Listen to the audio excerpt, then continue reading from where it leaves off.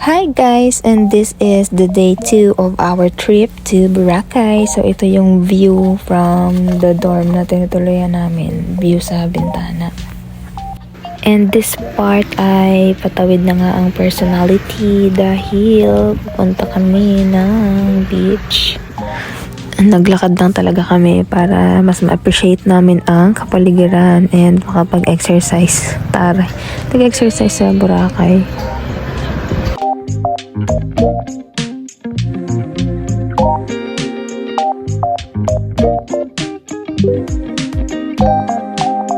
And we finally reached our destination. Ang first spot, no? Ang baybay na napunta namin ay talagang napakaganda. And ang daming, hindi ko alam kung anong tawag sa ginagawa nila. I-comment nyo na lang guys. Pero ang galing na steep. We're here na guys.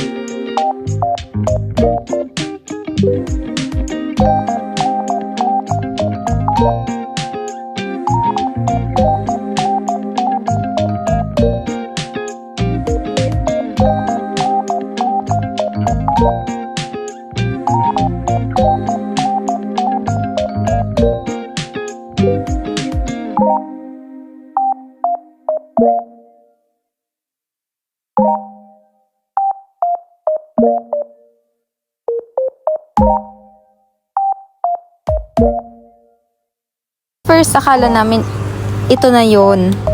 But, meron palang mga station dito sa Boracay. And itong napuntahan namin is yung Bolabog Beach na nandito sa Station 1. Siyempre, hindi ko na pinaglagpas ang pagkakataon at umaura-aura na ako dyan kasi ang ganda ng view, guys. Kahit ang lakas ng hangin.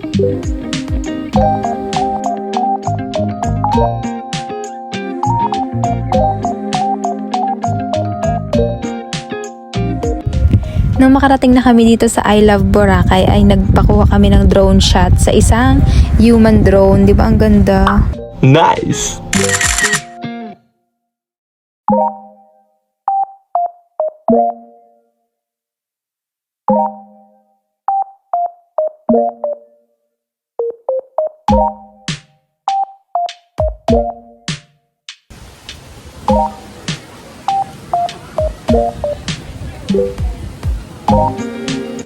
Pagkagaling namin sa Bolabog Beach ay dumiretso kami sa D-Mall and sa D-Mall Palengke. Ang daming stalls and ang daming tinda dito guys, talagang sari-sari siya. And the first thing na mapapansin mo is malinis.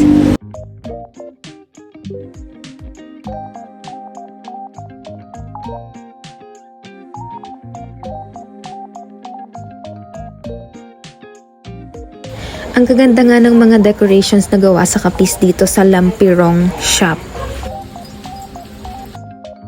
Dahil napagod, kailangan kumain and after kumain, dere-derecho ang lakad.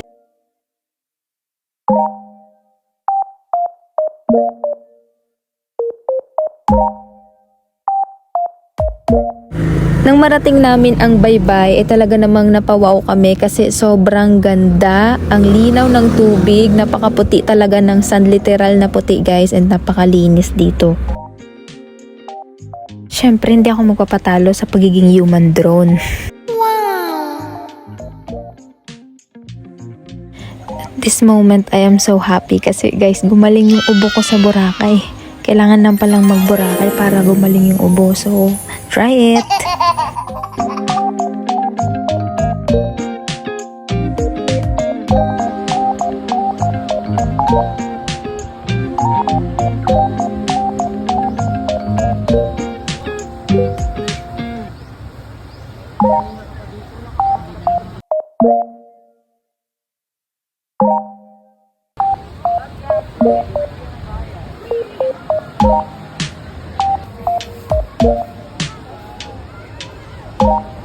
Dito nga tayo sa Boracay Island and magka-kayak tayo. Crystal Kayak.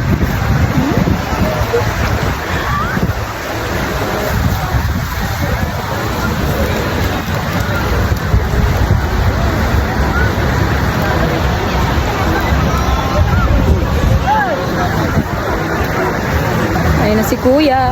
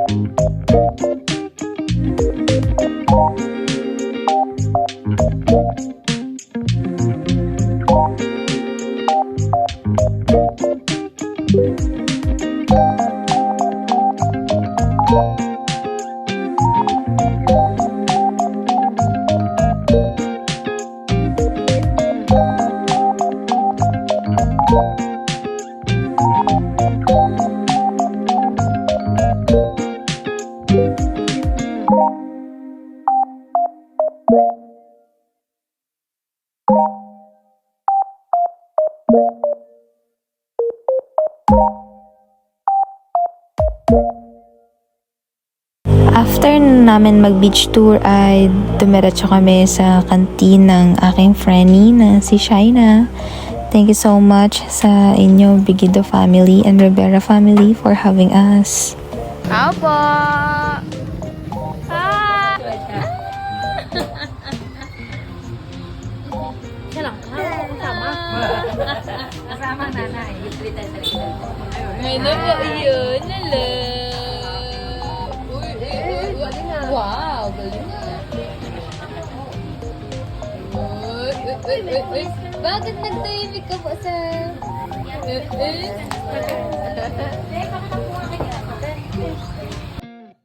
The one with the patterned dress is my best friend and they manage this canteen. Talaga naman lakas ng benta ng mga yan kasi ang gagaling nila. Bukod sa masisipag sila is masasarap talaga yung mga food na pinaprepare nila kaya naman talagang nauubos yan lagi.